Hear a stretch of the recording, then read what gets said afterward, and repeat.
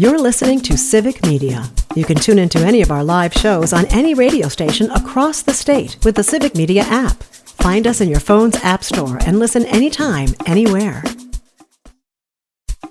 This is your WBZH Daily News Roundup for the Buzz of the North, 9:10 a.m. in Hayward.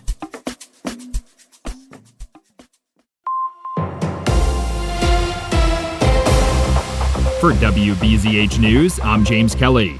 Ashland law enforcement authorities say they'll be increasing patrols and surveillance at Central Rail Yard Park after a child discovered used needles and unsanitary conditions in the bathroom this week. According to city officials, the incident occurred during a baseball game on Tuesday. The bathroom was closed off to be cleaned up and to have the hazardous materials removed. Officials say they want the park to remain safe and a welcoming place for all families, and if anyone encounters unsafe conditions in a city park, they should report it immediately.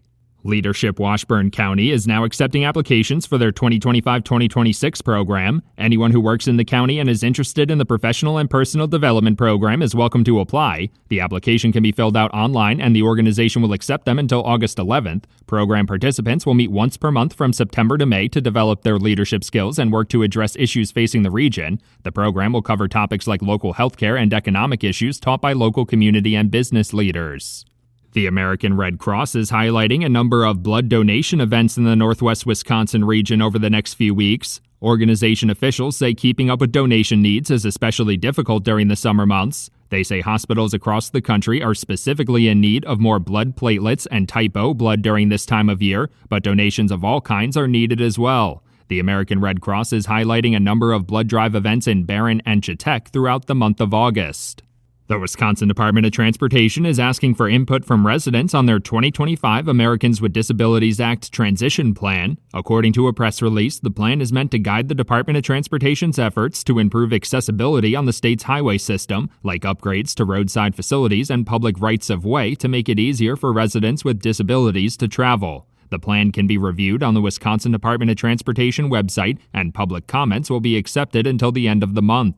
The Wisconsin Department of Natural Resources is inviting residents to participate in Aquatic Invasive Species Snapshot Day next week. The event is part of a statewide effort by the agency to raise awareness about the dangers that aquatic invasive species pose to the state's waterways. Volunteers will gather at training sites across the state next Saturday to learn how to locate and identify the invasive species and catalog the findings to help the agency track their spread. Residents interested in participating in the event must register online by next Friday.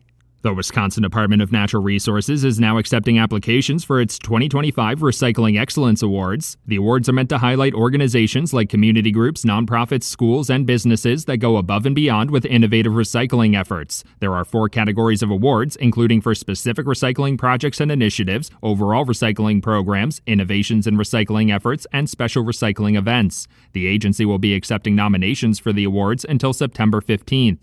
The Town of Hayward Board of Supervisors will hold a public hearing to discuss the future of its police department on August 12th at 5 p.m. at the Town Hall before their usual monthly meeting. Officials say the decision revolves around weighing the cost of a police department and the needs of the community. Some argue the size of the town would make it difficult for just one officer to cover, and they don't need a full-time officer to enforce ordinances. Others argue cost should not be a factor because not having adequate police coverage would be a mistake.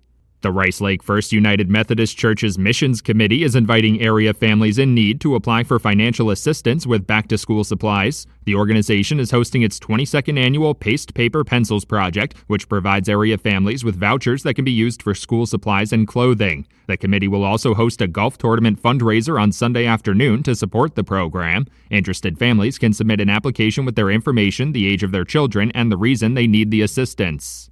Wisconsin Governor Tony Evers is again warning about the dangers of federal cuts to programs that support the forestry industry. In a second letter to Brooke Rollins, Secretary of the U.S. Department of Agriculture, Governor Evers again urged the agency to prevent funding and staffing cuts that could impair programs like ones meant to help prevent wildfires. Other state officials have also raised concerns about the federal cuts affecting the level of coordination between states when dealing with halting the spread of an invasive species like the emerald ash borer. A proposed bill in the Wisconsin state legislature would give adults who were adopted access to their original and unredacted birth certificates. The legislation was introduced by State Senator Andre Jacques and State Representative Paul Tittle. They say the purpose of the bill is to give adoptees access to information about their own identities as well as potential health information that could affect them. Only a small percentage of adoptions are closed, but those closed files prevent the adoptees from accessing their original unredacted birth certificate under state law.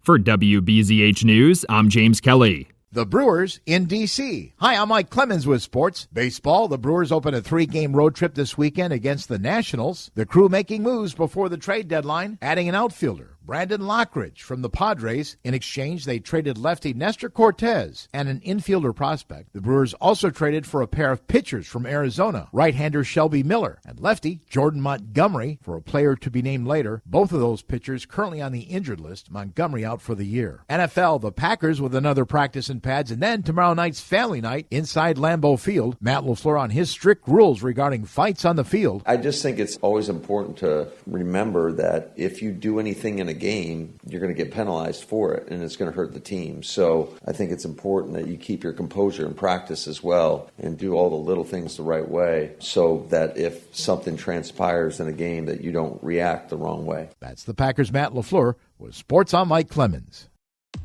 On your entertainment beat, I'm Pete Schwaba. Getting fired from any job is never easy, but when you're an actor on a big show, it's more public and can mess with an actor's psyche and confidence. Even actors with a track record and solid resume are not immune from being launched from a project. Actor Rupert Everett told Vanity Fair he was fired without explanation and will not be in season 5 of Emily in Paris. The Netflix show contradicted Everett, saying he was not exactly fired, but was hired as a guest star and was never promised another season. Either way, the My Best Friend's Wedding actor still thought he had a job and says he spent 2 weeks in bed depressed. He might not have to wait long for his phone to ring, though, as fellow My Best Friend's Wedding alum Dermot Mulrooney recently told the New York Post that there are rumors floating that there could be a sequel to the Julia Roberts film in the near future. I don't know about that. Might be too soon. The Law & Order franchise has been teasing its viewers for years regarding a romance between detectives Olivia Benson and Elliot Stabler, played respectively by Mariska Hargitay and Christopher Maloney. Fans on social media have been asking when it will happen. Maloney recently told the New York Post he's been trying to get them to hook up for a long time. Hargitay says she is enjoying the flirt game and is keeping an open mind about the situation. Maloney currently stars in Law & Order Organized Crime, and Hargitay is in her I Lost Count season of Law & Order SVU. DC Studios may have made a lot of money over the years, but they haven't had a film that's reached the $300 million plateau domestically since 2022. Thanks to James Gunn's Superman just crossed the mark. This is the 9th DC movie to reach $300 million here in the U.S. The last DC film to hit that mark was The Batman 3 years ago. I'm sure DC would like even more cha-ching, so be sure to check out Superman, which is still in theaters. When it comes to TV or movies, there is nothing like momentum. The Gilded Age is currently in its 3rd season, and all arrows are pointing up. The show is tracking 25% more than its previous season, and still has 2 episodes left of season 3. HBO has already renewed the show for a 4th season. Social media chatter is up 60%,